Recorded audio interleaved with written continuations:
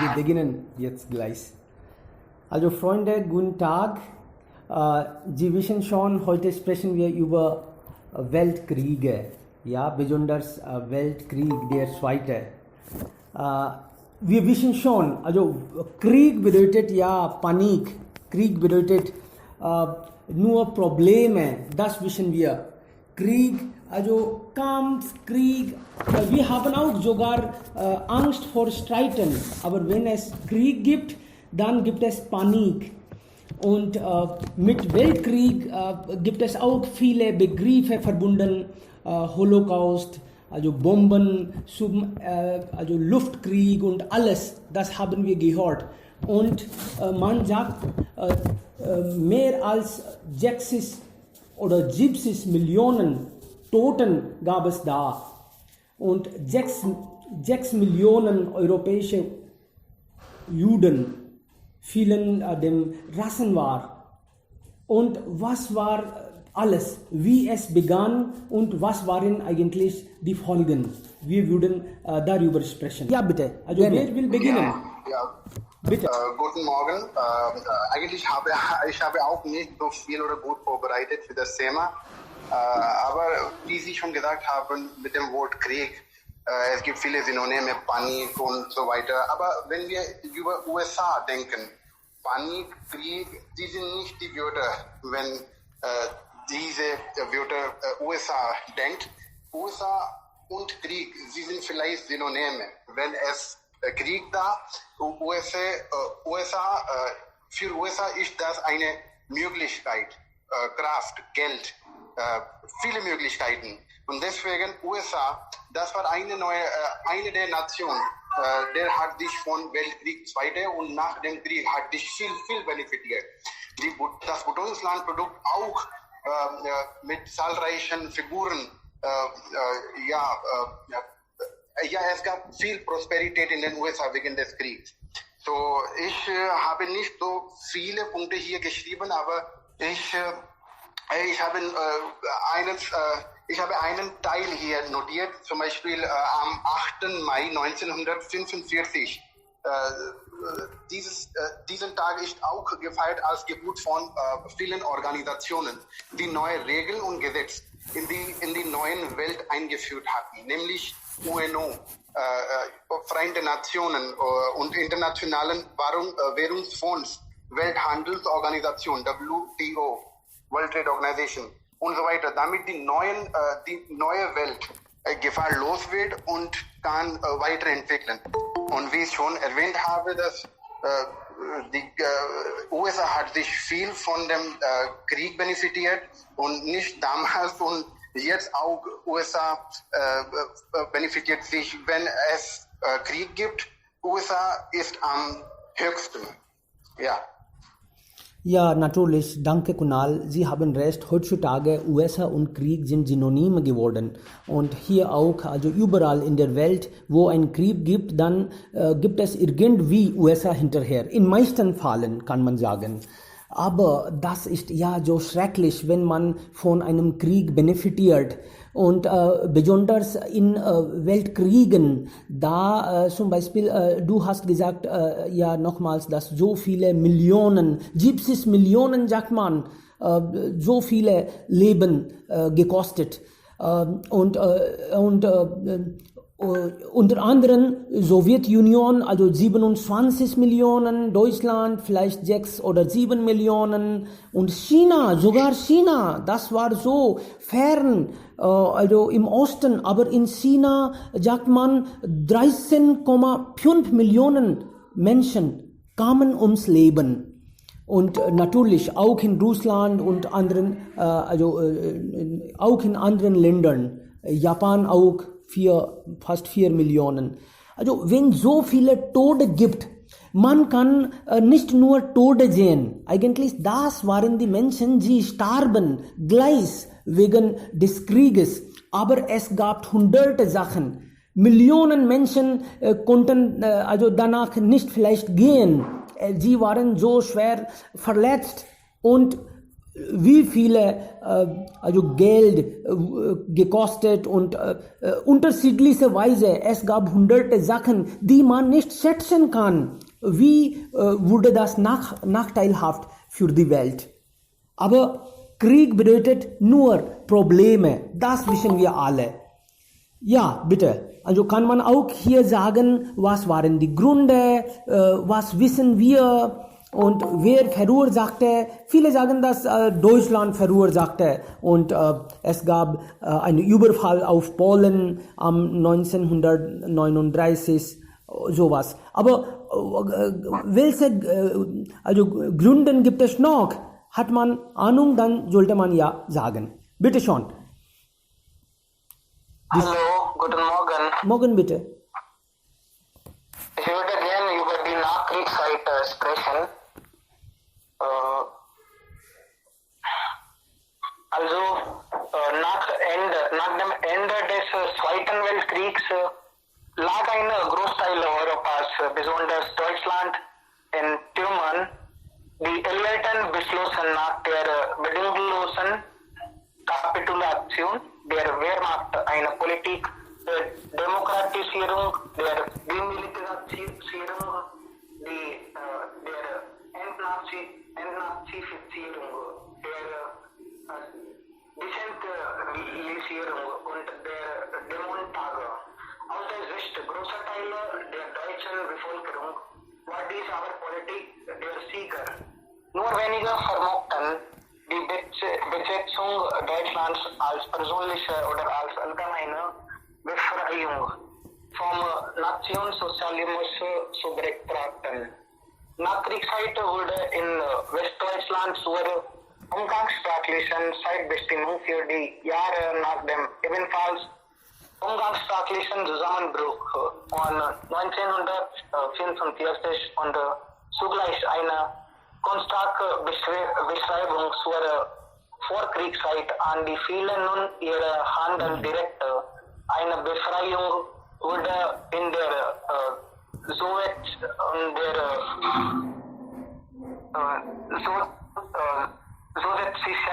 Besatzungszone öffentlich propagiert. Im Volksmund tauchte der Begriff erst viel später auf, eben nicht für die Mehrheit, die ihre Hoffnung eher auf einen deutschen Endsieg gesetzt hatte, aber für kleinere Gruppen war es durchaus eine reale Befreiung gewesen. Für die Insassen der Konzentrationslager, für die derzeit des Nationalsozialismus politische Verfolgten und dann für Abweichler und für ausländische Zwangsarbeiter und Kriegsgefangene. Und für die meisten anderen galt, sofern es sich nicht Flüchtlinge und Vertriebene aus den Ostgebieten des Deutschen Reiches handelte.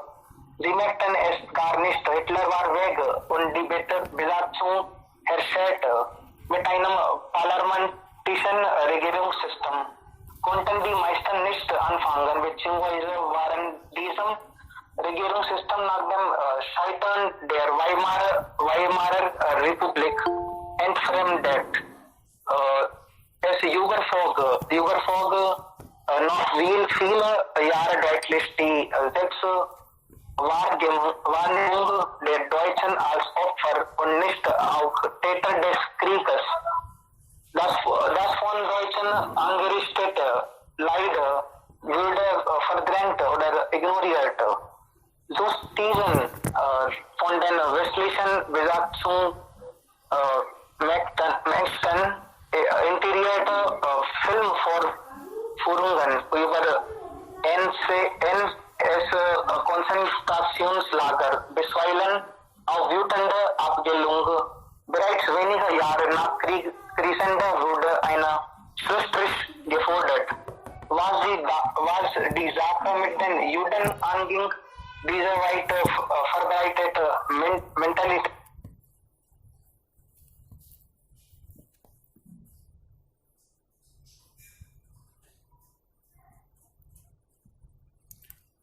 Ja, Rishabh, wir können jetzt dich nicht hören. Mikrofon ist aus. Ja, heute können wir nichts hören. Ja, Mikrofon ist aus jetzt. Ja. Eigentlich, jemand hat das gemacht. Zum Ende möchte ich sagen, dass nach der Redewendung alles gut, Ende gut, alles gut. Egal was passiert, was geschah war, eigentlich jetzt die alles ist in Ordnung und wir weitergehen in der Futur mit der Hilfe von technischer und Entwicklung der Welt. Also wir sollen auch uns darauf stolz sein, dass wir haben alles guterweise geschafft und jetzt alles ist in Ordnung in der ganzen Welt. Ja, das ist alles von meiner Seite. Danke. Ja, bitte schon. Also das hat mir ja gefallen. Ende gut, alles gut. Und wir haben geschaffen, das konnte ich nicht verstehen, aber ja, Ende gut, alles gut. Also besonders, wenn es um Kriege gibt. Also nach dem Krieg, besonders nach dem Zweiten Weltkrieg, gab es so viele Länder, die früher nicht Demokratien waren. Und ich denke, mehr als 6 Länder nach dem Krieg, also nach dem Zweiten Weltkrieg oder in dieser Zeit, vielleicht auch während des Krieges, 6 Länder. Das ist ja wirklich sehr schön, dass 6 Länder und waren auch die Folge. Sie haben recht. Also wenn es Krieg gibt, dann gibt es so viel und man kann nicht das schätzen. Und? Eigentlich, ja, bitte. ja. Ja, weiter. Infolge dieses Krieges, es hat circa 60 Millionen Menschen über den ganzen Welt gekostet. Also ich möchte auch etwas sagen. Also ich habe auch einige Fakten bei mir. Also wir wissen schon, dass also der Krieg 1939 begann und das dauerte lange bis 1945. Das alle wissen wir schon. Und im Verlauf des Krieges werden viele Waffen verbraucht. Man verwendet also die schlechtesten Waffen. Wie konnte man das andere Land oder die anderen Länder, die Gegner, also töten? Also diese Weise machte man so. Also und Millionen waren auf der Flucht. In Europa und Fernost hat der Zweite Weltkrieg mindestens 55 Millionen Menschen das Leben gekostet. Ja, Sie haben total recht. Ja, ungefähr 60 Millionen Menschen hat das Leben gekostet. Und wir wissen das auch schon. Also die Kriegsgegner waren Frankreich, Großbritannien, die USA und Sowjetunion einerseits. Und andererseits hatten wir vielleicht Deutschland, Japan, Italien, und also Soldaten. Auch die Soldaten haben auch viel gegeben. Also die Soldaten waren im Einsatz. Im Verlauf des Krieges wurden etwa 17,3 Millionen deutsche Männer zur Wehrmacht einberufen.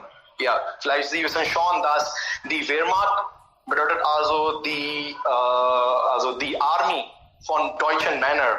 Also das war erzählt für den Zweiten Weltkrieg. Und das war besonders für die deutschen Männer. Und der Führer, wir wissen schon, der Führer hieß Hitler. Die deutschen Menschen nannte den Führer Hitler. Okay, und auch Hitler applaudierte die Jungen auch. Es gab auch die Jungen, die etwa 14 Jahre alt waren. Und auch also bis 50 Jahre gab es die Männer, aber etwa 14 Jahre alt gab es auch die Jungen. Und ich habe auch einmal also das gesehen in einem Video. Es gab ein Video, in dem also Hitler diese Jungen applaudierte. Und das vielleicht war eine große Applaudierung für die Jungen, aber später die Jungen haben das schon gesehen, dass der Weltkrieg hat etwas anderes hatte. Und also das waren einige Fakten von meiner Seite. Dankeschön. Genau. Hallo. Ja. Ich freue mich sehr, wenn ich Herr Khurana hier gesehen habe. Und ich möchte auch hinzufügen, dass infolge dieses Krieges können wir jetzt auch in Japan sehen, dass viele Leute jetzt auch gebären als Behinderung und jetzt auch finden die Menschen das Atomic Bombs in Japan und das war so wie. Und wir hören das während des Weltkriegs wurde alle Eisen in Deutschland zum Waffen benutzt und da gab es nichts also übrig für Löffel und andere Sachen zu machen. Und die Verursacher, eigentlich der Weltkrieg hat das Gesicht der Welt total verändert, gründlich verändert. Und dann diese Freunde bedeutet diese Großbritannien, USA, Russland war auch zusammen und Frankreich, also diese Gruppe. Diese haben dann die Gegner, diese Verursacher des Krieges, sie haben dann schmerzhaft spüren lassen. Deutschland wurde auch geteilt, gefreit und dann in 4 Teilen wurde das geteilt.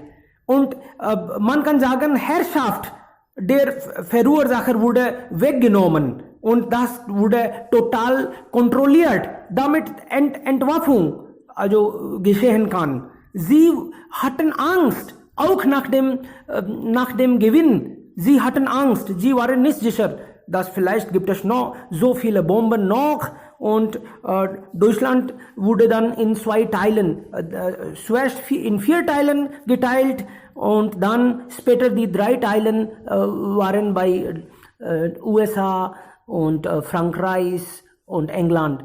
Sie waren dann zusammen, sie haben das verlassen und BRD, Bundesrepublik Deutschland wurde gegründet und dann Sowjetunion war andere Seite und dann DDR wurde auch gegründet. Man sagt, Deutschland hat das hatte sehr schwer nach dem Weltkrieg, aber Deutschland war auch Verursacher.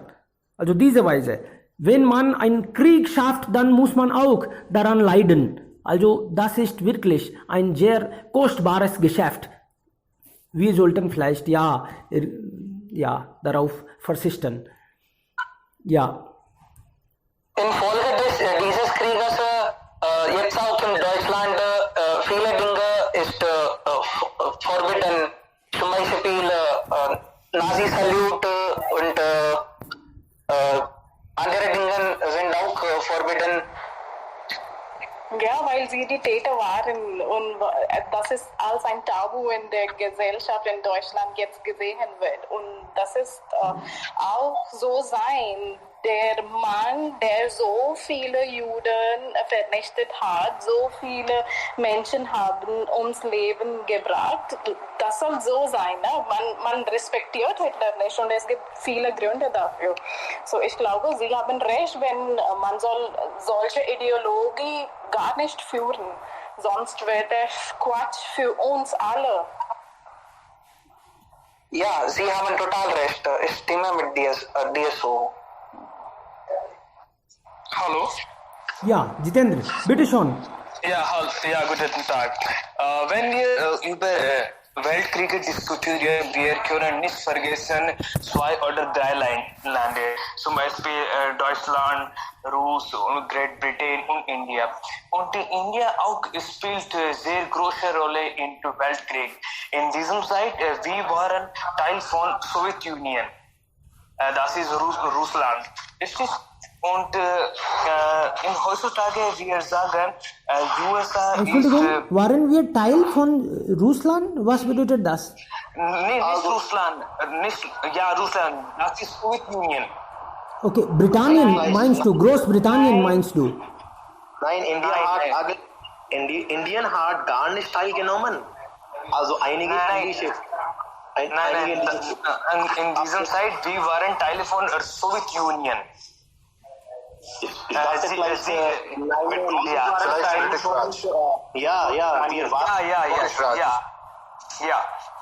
Aber es war vor 1947. Warum? Das war, wir waren Teil von Russland. Und in diesem Zeit 3 Personen waren sehr berühmt: Adolf Hitler, Stalin und Winston Churchill. Aber in diesem Zeit Netaji war auch da und wir waren sehr gegen für unseren selbstständig. Aber wenn alle Länder war in Krieg war, USA war nicht streiten mit anderen Ländern. Es war Produktion Waffe, es war Produktion viele Waffen in einem Tag. Das war heutzutage USA ist sehr Superkraft. Und nach meiner Meinung, Weltkrieg ist gut für India. Weltkrieg gut für India. Nach dem Weltkrieg, der British Raj, aber einen Moment, der British Raj. Also Britannien war nicht dann so mächtiger. Britannien wurde auch schwach und dann konnte das nicht leisten. Okay, das meinen Sie vielleicht. Nachdem British Raj von Großbritannien bekommt Veto Power, deswegen Großbritannien verlässt India. Ich denke. Also es gibt viele Gründe. Es ist auch richtig, aber diesem Zeit Britannien hat nicht in gute Position und sie können nicht Indien arbeiten oder wir können sagen kontrollieren. Das war sie abmelden von India. Das ist eine praktikale Situation. Und in diesem Zeit Netaji hat auch diskutiert mit Adolf Hitler. Okay, alles klar. Ja. Ja, noch jemand bitte? Es ist die Realität of Weltkrieg. Und wir können in eine Buch von Adolf Hitler geschrieben, das Name ist Mein Kampf. Wir können auch in Mein Kampf lesen. Also jemand, bitte, Suminder, ja. Aber wenn man Mein Kampf liest, dann soll man sehr, sehr kritisch sein, weil hat das alles von seiner Perspektive geschrieben. Und seiner Perspektive haben wir das Zeugnis von seiner Perspektive schon gesehen, dass wie erschrecklich da war. Und ich glaube, und heutzutage ist Mein Kampf auch in Deutschland verboten. Man hat keinen Zugang für dieses Buch. So man soll sehr, sehr kritisch sein, nicht alles so akzeptieren, wie Hitler schon geschrieben hat. Du bist auch richtig, aber die Deutschland-Person ist nach dem Irisch und wir können Israel gefunden. Nein, eigentlich, also wenn ein Tiger ein Buch schreibt, dann der Mensch ist nicht natürlich Held. Tiger schreibt nach seinem Perspektiv. Tiger schreibt vielleicht, dass der Mensch hat mir verletzt und ich war nicht schuld daran. Natürlich, also Mein Kampf hat Hitler geschrieben, dann schreibt er sich selbst als Held. Das kann natürlich nicht wahr sein, alles. Das können wir verstehen. Ja. Genau. Ja, es ist, aber wir haben auch die Facts von Weltkrieg. Ja, Sie können sagen, das ist kein Problem, aber dann... Warum muss Britain abmelden von India? Aber die Situation in Großbritannien war nicht gut nach dem Weltkrieg. Ja, also Sie haben ein bisschen recht. Ja, vielleicht nach dem Zweiten Weltkrieg, also im Jahr 1945, war eine Situation, Situation Großbritanniens nicht so okay, nicht in Ordnung. Ja, aber ich habe auch einige Videos auf YouTube gesehen und in diesen Videos geht es um einige indische Armee, indische Soldaten. Zum Beispiel ich habe viele Sikh-Soldaten gesehen in diesen Videos. Sie haben Großbritannien geholfen. Also es gab ein ganz komplett Regiment in Großbritannien und damals in den Zweiten Weltkrieg halfen diese Leute Großbritannien. Vielleicht aber nach dem Zweiten Weltkrieg wurde Großbritannien auch so viel und so stärker verletzt, dass Großbritannien konnte über Indien beherrschen, konnte Indien nicht beherrschen.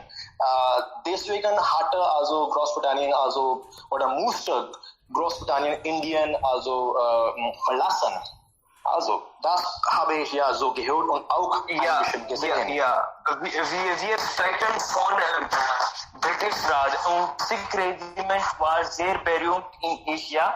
In dieser Zeit Maharaja Ganga Singh von Bikaner ist auch da in der Weltkrieg. Okay. Ja, viele haben natürlich teilgenommen, weil wir für Großbritannien gekämpft haben. Und in dieser Zeit, wir waren nicht die Indian Army, wir waren British Indian Army.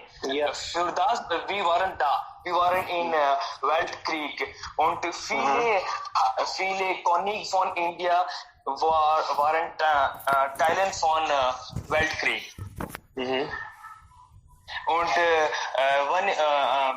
Maharaja Ganga Singh ist sehr berühmt in da. Okay. Ja, vielleicht klar. haben wir ein bisschen. Klar. Und es gab unterschiedliche hunderte Sachen. Zum Beispiel, man sagt, Radio hat auch eine große Rolle gespielt. Hitler machte Propaganda. Und es gab auch das ist ja komisch, es gab auch einen Propagandaminister bei Hitler und Joseph Goebbels. Und er ließ billige Geräte produzieren, damit diese Menschen die Informationen bekommen, was sie eigentlich geben. Nach der Machtübernahme der Nazis im 1933 kontrollierten sie den Rundfunk und diese Weise sie haben ihre Ideologie verbreitet und Menschen glaubten einfach das. Ja, ich bin Ihrer Meinung. Ja, Hitler, der Führer, kontrollierte die ganzen Medien. Er hat alles in der Hand. Er kontrollierte die Zeitungen, die Magazine, die Zeitschriften, das Radio, alles. Was er wollte, wurde sofort im Radio, wurde sofort durchgesagt. Das war so. Er hatte eine Propaganda dafür schon. Er wusste das. Medien große Rolle spielte, hat eine große Wirkung auf Publikum, auf Deutsche, auf die ganze Welt. Deshalb kontrollierte er also die ganzen Medien. Ja, Genau, so. genau. Und nach dem Weltkrieg wurde Deutschland nicht nur entwaffnet, aber es gab auch Umerziehung. Diese Länder, die Gewinner, sie wollten, dass die deutschen Menschen, die Volks, sie haben ganz andere Mentalität. Also sie brauchen eine Umerziehung. Es gab auch so viele dann Projekte und sie wurden dann wieder geschult, man kann sagen. Genau. Und Propaganda ist eine Teil von Strategie. An diesem Zeit, sie benutzen und heutzutage wir benutzen auch. Zum Beispiel, wir benutzen Hindu und Muslim in Election. Das ist auch eine Teil von Propaganda. Wir haben viel mögliche Propaganda in Welt und in Indien. Ja, genau. Okay, wer ist jetzt dran, bitte? Shumender will was sagen vielleicht. Ich möchte auch einen Punkt hinzufügen. Bitte. In Indien wiederum, dass lediglich am Rand Kriegsschauplatz geworden waren allein 2 Millionen Menschen infolge kriegsbedingter Nahrungsmittelverknappung verhungert. Und ich erinnere mich an eine Geschichte, das Brot. Und nach dieser Geschichte, es war während des Krieges, es war so wie entschieden, dass jedermann nur 3 Brötchen zum Essen bekommen. Und damals war eine Verhungerhaft ein großes Problem. Du hast recht. Rot, Küchenuhr, Ratten schlafen, also in der Nacht. Nachts schlafen die Ratten doch. Wirklich, die sind die kurze Geschichte. Sie erklären die Situation nach dem Krieg. Das war wirklich die Realität. Ja. Also wir haben auch. Shumender will was sagen? Sie haben recht gesagt. Ja. Ja, Sie haben recht gesagt, dass es damals geht um die Rationierung und das wird sehr schön in dieser Erzählung erzählt wird. Und also wenn man dieses liest, dann kann man das verstehen, dass nach dem Weltkrieg war das nicht alles sofort wiedergebaut, aber das hat viel Zeit genommen. Also das Elend gab es schon da. Das war nicht vorbei. Und also ich wollte auf also Licht auf die einige Fakten werfen. Also nach dem Weltkrieg, das war am 8. Mai 1945, als der Zweite Weltkrieg zum Ende gekommen ist. Aber an dem gleichen Nacht haben die damalige Politiker haben gesagt, dass ab jetzt um 12 Uhr heutige Nacht fangen wir eine neue Epoche. Das nennt man Nullstunde. Also achten Sie darauf, das ist nicht 1., 2. oder 12., das ist Nullstunde. Das fangen wir alles vom Nichts. Haben wir nichts, alles ist im Krieg zerstört, alles ist zerrissen und jetzt ist die Zeit, dass wir sollten alles vom Anfang wiederbauen. Und was ich davon blöd finde, ist, dass Sie haben das sofort gesagt, dass wir einfach vergessen alles. Aber sowas geht es nicht. Wir sind Menschen. Und damals gab es auch die Menschen, die Emotionen haben. Und wie kann man nur in einer Nacht das alles vergessen? Das einfach geht nicht. Und in der Schule wird es nicht über den Krieg gesprochen wird, weil Deutschland selbst der Diktator war und die Familienmitglieder sprechen nicht miteinander. Das ist einfach die Vergangenheit, die man einfach vergessen soll und das geht nicht. Ne? Und auf der anderen Seite, wenn wir über DDR sprechen. Also Deutschland war in zwei Teilen geteilt, ne? DDR und BRD. Und in DDR war es die Situation auch nicht so schön. Das war eine kommunistische Gesellschaft und in eine kommunistische Gesellschaft dass es so sein, dass jeder Arbeiter hat gleiche Rechte. Man hat gleichen Zugang für jedes Produkt oder alle Sachen, die in der Gesellschaft existieren. Aber dort gab es auch viele Nachteile. Sie haben Stasis, wenn Sie davon gehört haben, Staatssicherheit. Das ist eine Polizei von kommunistischen Partei. Und sie haben die ganze Bevölkerung der DDR untersucht und verdacht.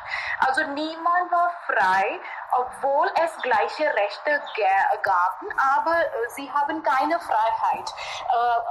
Das ging so weit, dass die Familienmitglieder sie untersuchen einander und sie wussten nicht über diese Tatsache, dass sie werden von den anderen, von ihren eigenen Familienmitgliedern beobachtet werden. Und zu meiner Meinung ist es auch nicht richtig, wenn man sagt, über den Kommunismus hat man so viele schöne Sachen im Kopf, aber das war nicht die Realität. Und auch das war so erschreckend, dass es gab so viele Menschen, also ich weiß nicht die Zahl genauso, aber es gab ungefähr 10.000 Menschen, die einfach von DDR zu BRD, das heißt Westdeutschland, fliehen wollten, weil sie keine Chance dort haben. Es gab viele jugendliche Menschen, die einfach sehr begabt sind, sie sehr tüchtig oder fleißig waren, aber sie haben keine Chance, weil die Stadt gibt ihnen keinen Weg, sich zu explorieren. Und sie deswegen entfliehen nach Westdeutschland. Und aus diesem Grund, sie haben Berlin-Mauer gebaut. Das ist wieder ein Tag der Blödheit. Deutschland hat nicht nur einen Fehler gemacht, aber es gibt so viele Fehler und wir alle leiden daran. Und das alles, dann gab es Berlin-Blockade, so viele Bewegungen und dann in 1968 kommt die neue Bewegung, die Studentenrevolution. Sie haben ihre Eltern gefragt, was haben sie in den Zweiten Weltkrieg gemacht? Wir alle sagen, dass Hitler ist der Täter, Hitler ist schuldig, aber welche Rolle haben sie gespielt? Sie waren einfach stumm gehalten, sie haben einfach am Radio alles zugehört und alles gefolgt. Sie haben kein kritisch darüber gedacht, wohin führt dieser Weg. Und die sind die Sachen, die diese Generation ihre Eltern und ihren Lehrern gestellt haben. Und sie haben auch ihre Universitäten protestiert. Sie wollten einfach sagen, dass nein, wir wollten nicht mehr Goethe und Schiller lesen, wir wollten auch die Chance der gegenwärtigen Autoren geben. Warum sollten wir das alles so machen, wie sie uns sagen? Wir haben unsere Gehirn, wir sind unabhängig, wir können gut denken, wir haben auch das Zeugnis von ihrer Täter gesehen, aber sowas geht nicht weiter. Und wir alle wissen, dass die Studentenrevolution ist also eine der besten Revolutionen, die nach meiner Meinung kann sagen, die sehr große Reformen in unserer Gesellschaft gebracht haben. Und die sind die Sachen. Also ich kann ohne Pause über diese Zeit sprechen, aber jetzt sollten den anderen, ne? Ja, aber Sie haben so viele Informationen, so viele Fakten, Tatsachen, so viel gesagt, macht uns sehr Freude. Viel Information jetzt im Kopf. Weil ich eine Semester über diese Zeit gelesen habe, durchgelesen, die Literatur, die Fakten, die Geschichten, deswegen ist das so. Und Sie haben ja recht, wenn Sie sprechen Sie sprechen vielleicht. Okay. Ja, bitte. Sominder, also das ist ja wunderbar, dass Sie ganz Semester das gelesen haben. Dann würde ich auch eine Frage stellen. Wenn ich antworten kann, dann Ja, bitte. würde ich mir denken, Ja, bitte. Also ich denke manchmal, dass die Deutschen sind nicht normale Menschen. Sie laden immer Probleme ein. Sie können nicht ruhig also sitzen. In jede 25 Jahren können Sie checken, es gibt eine Revolution in Deutschland. Und gerade vor einigen Jahren haben sie dann noch ein Problem. Man kann sagen, also Flüchtlinge, sie haben eingeladen und Millionen Flüchtlinge wieder. Ist das so, dass sie ohne Problem, also nicht ruhig fühlen? Was denkst du? Also du hast diese Geschichte. Nein. Das ist der Gefühl der Vergangenheitsbewältigung. Man kann nicht die Vergangenheit so vergessen, wie die BRD-Politiker haben gesagt. Sie haben gesagt, wir sollten gar nicht daran denken. Aber sowas geht nicht. Also als ich in Deutschland war, habe ich mit den vielen Ostdeutschen gesprochen. Und sie haben gesagt, dass wir versuchen, unsere Beste, diese Rassismus von unserer Gesellschaft abzuschaffen, weil wir sind schuldig und wir haben wir sind bewusst darüber. Und einer der wichtigen Gründe davon ist, sie nehmen so viele Flüchtlinge, weil sie wissen, was sie in der Vergangenheit gemacht haben. Das ist einfach, dass man kann nicht reparieren. Und vielleicht das ist dieser Weg, durch den wir können alles vielleicht gut an uns gelungen. So, ich glaube, das ist das Zeugnis von der Vergangenheitsbewältigung. Okay, und dann können Sie auch das Gesicht also zeigen, dass wir vergessen das nicht. Wir waren schuldig, aber jetzt wollen Sie das genau umkrempeln. Genau, da haben Sie recht. Sie schämen sich leider. Was wurde getan? Die heutige Generation ist nicht schuld daran, aber dann, das wurde getan. Und das ist, Tatsache. Wirklich. Und man sagt, dass während des Weltkrieges die Jungen oder die Männer, viele Männer waren tot. Und dann in großen Massen nur Frauen waren da und sie haben die Gesellschaft und die Nation geführt. Und diese Frauen nennt man Trümmerfrauen. Aus diesen Frauen kommt auch die Literatur, die Trümmerliteratur. Trümmer bedeutet, von etwas in den Aschen gelegt wird und jetzt entsteht eine neue Form und deswegen sagt man Trümmerliteratur, Trümmerfrauen. Weil sie haben recht, dass alle Männer, also meisten der Männer waren weg im Krieg und sie waren auch tot. Und jetzt ist die Zeit der Frauen und sie haben Deutschland zum einigermaßen wiedergebaut. Und man kann auch die Videos von diesen Frauen am YouTube und Netflix sehen. Die sind wunderschön. Genau. Okay. Noch jemand bitte? Will jemand dazu was sagen? Wenn so eine Situation da ist, natürlich, also alles wurde zerstört, diese Staaten wurden lahmgelegt, alles war total glatt, kann man sagen. Und dann gab es natürlich auch Arbeitslosigkeit, es gab nichts zum Essen, das sehen wir schon, wie jemand gesagt hat, also Rishabh hat gesagt, das Brot, die Geschichte, Nachkriegsliteratur, da bekommt man nichts zum Essen, Elend, die Situation ist wirklich so schrecklich. Man könnte nur darauf verzichten. Ansonsten muss man dann das auch daran leiden, natürlich. Und dann nach dem Weltkrieg, Und jetzt sehen wir auch wieder die Situation, also man sagt, dass diese Corona ist auch wie eine War-Situation und hier werden auch viele sterben. Wir sollten vielleicht das nicht vergleichen, aber trotzdem, wenn es um hunderte Millionen Menschen geht und dann hat man Angst und dann nennt man das auch als Krieg.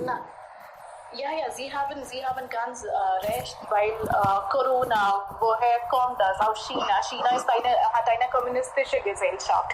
Sie haben keine Pressefreiheit. Sie können gar nicht das alles die Welt schauen, wie es in der Wirklichkeit ist. So war auch die Situation in der Ostdeutschland. Sie hatten keine Pressefreiheit und wir können sehen, dass wenn man über die Freiheit nicht verfügt, die sind die Tatsachen, die sind die Zeugnisse, die wir auch heute sehen. Also Corona ist etwas, China ist schuld daran und damals war es auch die gleiche Situation. Also deswegen ist die kommunistische Gesellschaft kann man es auch positiv betrachten, aber jede Ideologie hat auch die Nachteile. Genau, ja, vielleicht haben Sie recht. Ja, das wird ja herausgefunden, wer ist schuld daran. Ja, schon fast alle Nationen, die daran leiden, denken, China ist schuld daran. Vielleicht ist es auch die Wahrheit. Aber ja, wir müssen noch ein bisschen warten. Herr Khurana wollte was sagen. Khurana? Also, Coronavirus, ja, ist also ganz eine Epidemie auf der ganzen Welt, ja, und Sie haben ja vielleicht recht. Ich bin auch Ihrer Meinung, dass China vielleicht schuld daran ist, das, was ich gehört habe. Also, ja, und Coronavirus kann man sagen, Coronavirus ist nicht so groß wie ein Zweiten oder wie ein Weltkrieg, aber ja, das ist ein großes Problem, eine große Epidemie und vielleicht heutzutage leiden wir daran und wir leiten viele Stufen ein, wir leiten viele Aktionen ein. Unsere Regierung macht aus gut für uns. Und wir unterstützen unsere Regierung auch natürlich und dann das macht einen Sinn. Sonst geht es nicht. Alle Bevölkerung, also alle Einwohner sind auch zusammen. Damit wir das Virus überkommen können. Und ja, vielleicht, wir haben auch eine Tatsache vermisst, also in dem Zweiten Weltkrieg, Hitler, der Führer hat auch, viele Leute getötet, ich meine Jews, ja, das war eine Genozide damals. Und ich habe viel auf YouTube, viele Videos gesehen, dass Großbritannien, die Army Menschen, sie haben Deutschen das gezeigt, das sehen Sie, was er früher gemacht hat. Wie hat das die ganze Propaganda geführt? Wie hatte es das so gemacht? Und damals fühlten auch sich die Deutschen so schlecht. Und wir haben auch darüber schon gesprochen, dass die Studenten, die junge Menschen, die Jugendlichen, haben auch eine Revolution gemacht dagegen. Und ja, das war so, dass sie haben sich geschämt. Und ja, die Aktion, die Stufe, der Hitler eingelitten hat, war total schrecklich. Das war die Blödheit der Stufen, was Hitler gemacht hat. Und ja, viele Leute haben auch daran viel gekostet, das Leben. Das war so, ja. Und die Jews haben ja viel. Ich habe das.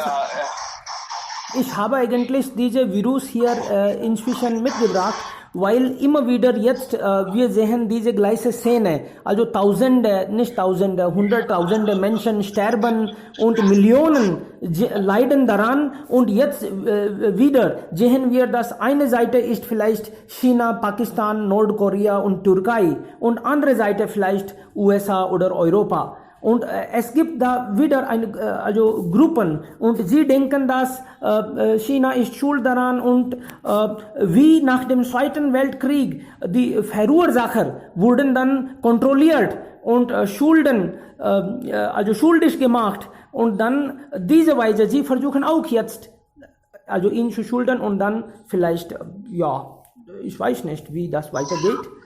Ja, bitte. Aber Jewish Generation ist nicht Teil von Weltkrieg, es ist Teil von Christianity. So, also Hitler, also Deutschland, Hitler hat also den Zweiten Weltkrieg angefangen und er hat angefangen also also auf die ganze Welt zu herrschen. Aber inzwischen hat er auch einen persönlichen Grund, also die Jews zu zerstören, die Jews zu töten auf der ganzen Welt, also verschwinden. Er hat das Ziel auch inzwischen gebracht. In Europa, sie haben Probleme mit Christianity. Sie haben 2 oder 6 Teile, Person oder wir können sagen Party von Christianity. Also, ja, alle haben ganze... Jews ist ein Teil von Christianity, nicht von Weltkrieg. Es ist gefolgt von anderen Party. Ja, das kann sein, aber wenn Sie sagen, dass Hitler hat damit angefangen, ein Krieg anfangen wäre vielleicht nicht so schwierig, aber dann wissen wir nicht, wie lange es dauert. Weltkrieg, der erste, dauerte 5 Jahre und Millionen waren weg. Und Weltkrieg, der zweite, dauerte 6 Jahre und dann wieder mehrmal Menschen kamen ums Leben. Und es gab auch einmal in Deutschland, also das heißt 30-jährige Krieg. Und da Bevölkerung war 1/3, also 1/3 Menschen waren tot. Wir können damit beginnen, aber dann wissen wir nicht, wie lange es dauert und was kostet es. Also wir sollten vielleicht darauf verzichten und versuchen immer ruhig und nicht nur das an die Welt erwähnen, aber auch zu Hause bei uns, zum Beispiel in der Familie, wenn es einen